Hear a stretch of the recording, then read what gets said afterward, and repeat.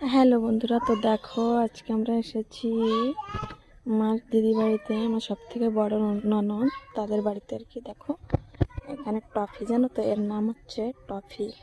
দেখলেই খুব ভয় লাগে, এটা জাপানি ডগ ডগ আর কি।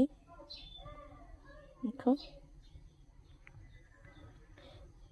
তো যেটা বলছিলাম বন্ধুরা, এই দিদিদের বাড়িতে এমন কোনো গাছ নাই যে গাছটা বোধহয় নাই, বুঝছো?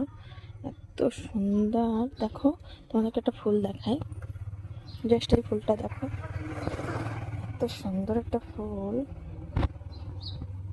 খুব সুন্দর ফুলটা।